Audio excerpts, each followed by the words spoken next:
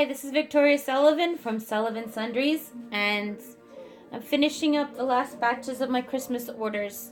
Today I'm doing a Shea Butter Lavender soap. I call it Lovely Lavender. It's very popular because it's creamy, which is great in the winter time, and everyone loves the smell of lavender. I've yet to find someone who doesn't like lavender.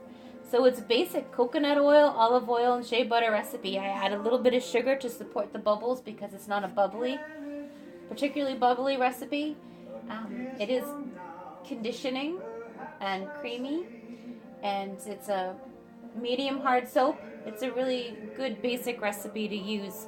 The shea butter can be costly, and the lavender oil, but coconut oil and olive oil are pretty affordable these days. So we're gonna get to it. If you can, I usually give you a little shot of the weather here in New England, and I will in a few moments. I'll let you see we're having a good snowstorm today. So I'll take you outside in a few minutes while this is cooking up. But let's start measuring. One of my favorite Christmas songs is playing in the background, Bing Crosby, and David Bowie happened to come on as I set up the camera. Okay, so I'm getting my scale ready. And I've got it. I am on a tripod, but I'm going to just move it so you can see. Okay, so I'm zeroed out here. And I've got my container on there. And we're going to start. I just go down my list. So I'm going to start with my coconut oil, then go to my olive oil, then my shea butter. That way I don't have to think about whether I added anything or not. Because once it all gets melted, it's hard to see what's what. Okay, so I'm just going to start measuring it out.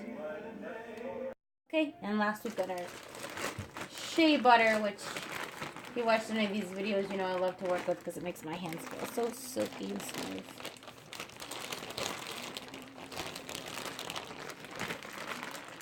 Shea butter can be expensive. I buy it online when there are deals.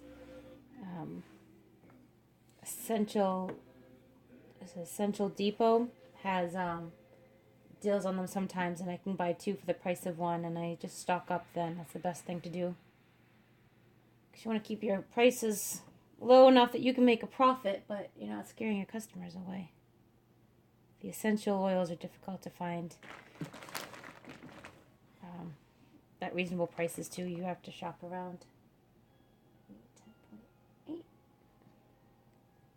Just slightly over. This stuff is like gold, so you want to make sure you're right on the money. Okay, there we go. That's my last oil. We've got 2 hard oils and a soft oil. I'm using a Sterling silver spoon. It doesn't matter with the oils, but when you have the lye in there, you can't use anything aluminum.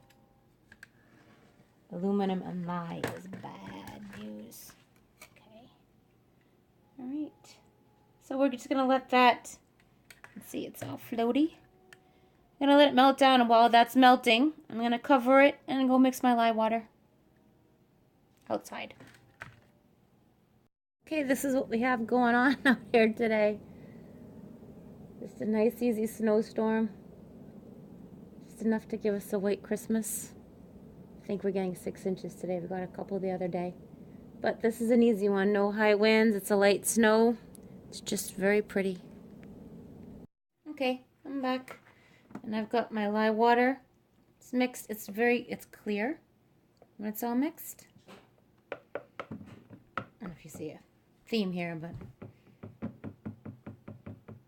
I'm partial to red. Okay. So now we're going to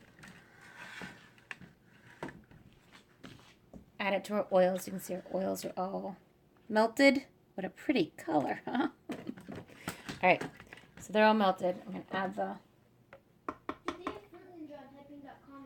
lye water. Hey, buddy, can you hit play on that for me? Thanks. Then we're going to mix.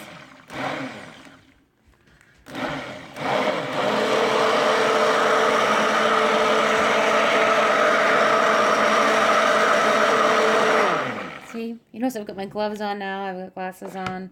I've got my apron on. I mix the lye water outside. You're supposed to mix it in a well-ventilated area, but I've got children and pets. So I have a husband too, but he's not usually home when I do this. So I always mix it outside away from them. And you can see it's already starting to thicken up a little. This is a really good recipe.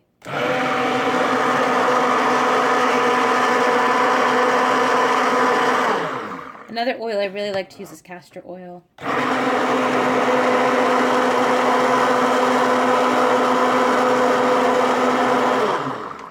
I pretty much brought my recipes after trying all kinds of things for a couple of years, down to 2 basic. If I wasn't holding the camera with the other hand. Okay, so that's it. We're going to let it cook now for a while. I'm going to add a little bit of sugar here just to support the bubbles. And I use confectioner sugar. You can use sugar water, like a simple syrup if you want to make that, but I find that the confectioner sugar is just fine. All right, and I have to go clean up my spill. We're cooking up pretty good here. We're going to be done pretty soon. So this is what it looks like while it's cooking. I haven't touched it at all. I just had the cover on it, and it's on a low heat, and it's just doing its thing. Okay, it's time for the essential oils. See. I'm going to step away because heat and essential oils, not a good combination to breathe in. So I'm just going to step away a little bit. Pour it right in there. I'm actually going to take it off the heat. It's cooking a little too fast. I want to slow it down a little. And sometimes you put in the essential oils, you'll get a little webbing. It's alright, just keep mixing it. Just keep mixing it.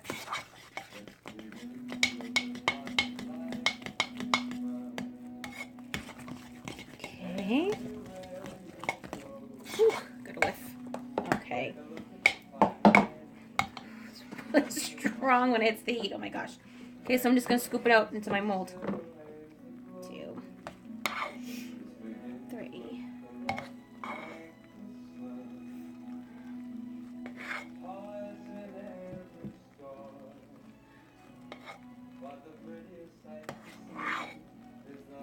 Okay. Set that there over the heat for a bit. I'm going to add some coloring here now. I have a new lavender. I'm a little afraid to use it, but I think I'm going to try it. I usually mix the lavender, so it might be more purple than I usually want, but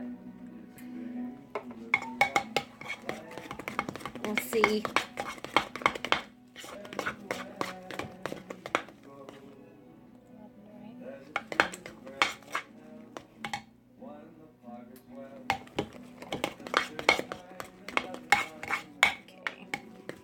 It's not lavendering, it's more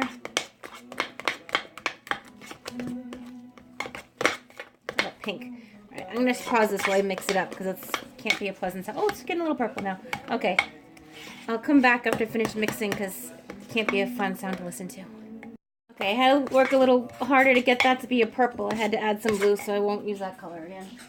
But worked it out. Never panic. Always find a way. Okay, I lost power for a second. I had to plug in the phone, so I'm adding the crushed. These are lavender bulbs that I've crushed. They're dried. They're crushed. Adding them in there. Okay. And add that to the top.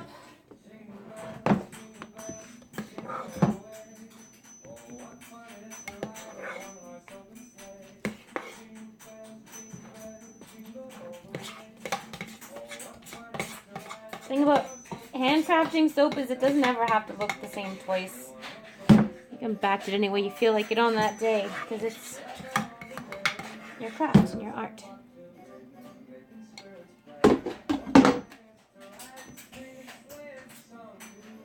Okay, hot. Okay, and we're just going to pat this down. Get in there.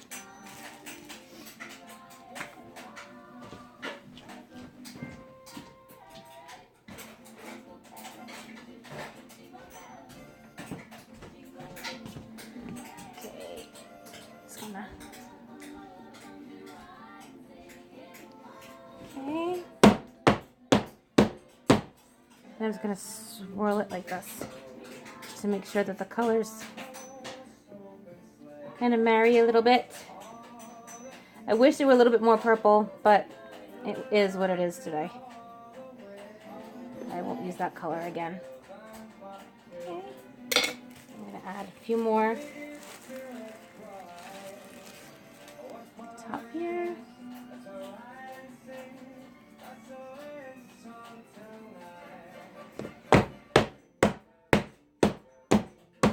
And there we go. Put a little saran wrap on top of that just to keep the heat in and smooth out the top a little bit. But that is going to be our lavender soap. And it smells really good.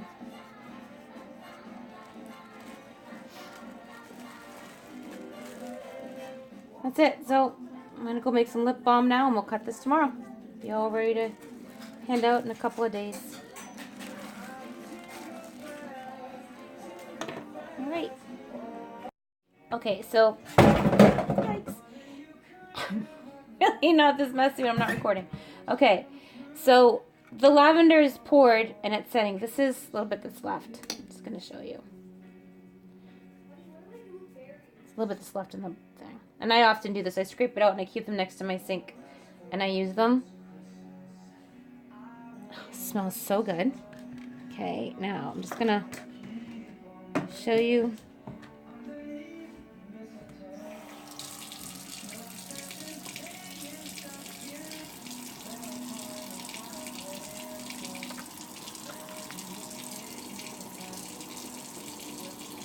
See, it's creamy and lathery and so creamy. It's a really nice soap. See, that's the lovely lavender. Nice supported bubbles. And oh, this smells so fantastic. Oh, I could eat it. Don't eat it, but I could eat it. All right. That's it. I'll show you when we cut it up and we wrap it up, and maybe I'll even take it on delivery. Okay, and there's the lovely lavender. That's the lavender shea butter with the lavender buds. You can see the little buds in there. And that's that. I'll wrap them up and get them off to my customers. And here's the lovely lavender that has the shea butter in it. All packaged up and ready to go.